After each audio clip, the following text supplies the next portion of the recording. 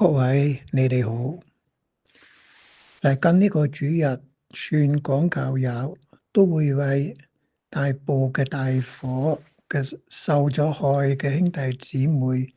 無論係生者死者祈禱，求主照顧佢哋，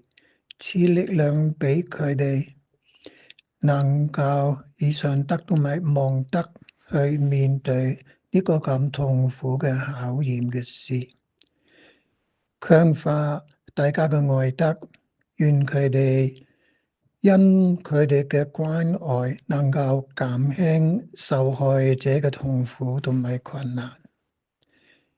我都係為大家祈禱。呢個主日係新禮儀年嘅第一主日嚟嘅，係叫做將臨期第一主日。佢嘅聖經選讀提醒我哋係一班朝聖者嚟，但係唔止係我哋，原來上主都係。我哋朝聖嘅目的係去探訪上主所居住嘅地方，上主同時又尋找探訪佢所可以居住嘅地方。喺讀經以賽亞先知話，原來萬民世界嘅一切嘅人都要喺度揾佢哋嘅主，喺佢嘅眼中，係舊約嘅上主嘅選民會帶領佢哋到上主嘅以色列嘅上主嘅聖山，熙雍山上所起咗嘅聖殿啊！古代嘅人係相信啲神就住喺山上，越高越大嘅神，因此以色列主所住嘅就係一切山最高嘅一個啊！事實上唔係嘅，都係因呢個原因，啲城市係起喺山上嘅，要去叫主，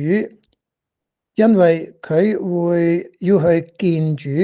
因為佢會教佢嘅道路，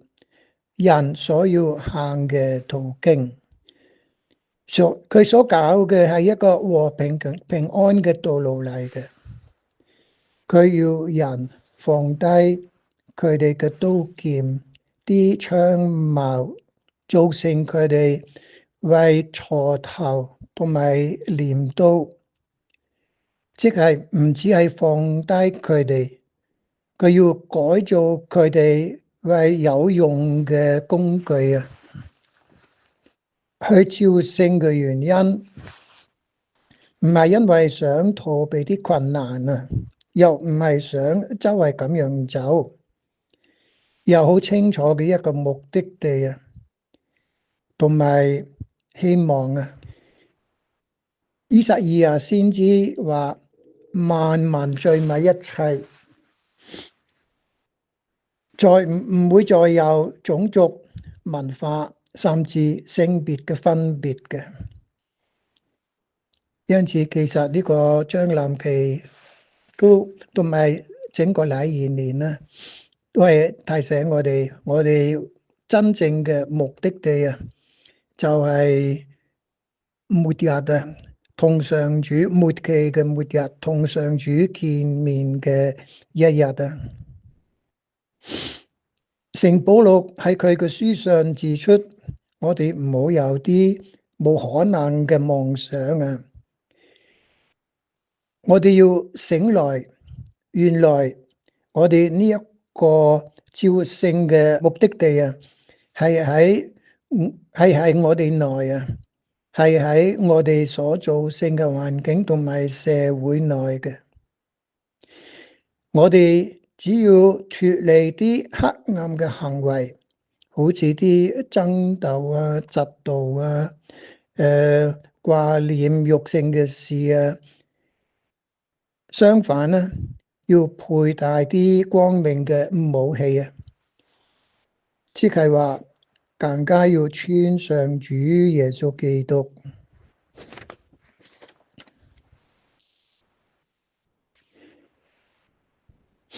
而耶穌話喺福音上啊，耶穌話要我哋時時醒悟，要時時準備。將臨期整個禮年咧係一個時時醒悟準備嘅時期嚟嘅，因為我哋唔知道上主即係主同埋主耶穌基督會幾時會特別嚟敲門啊，同我哋講可唔可以喺你嗰度住一住？係啊，祝大家新嘅一年嘅上主豐富嘅恩寵。唔好意思啊，我有少少唔係幾舒服嘅，就快會好返㗎喇。好啦，大平安啊！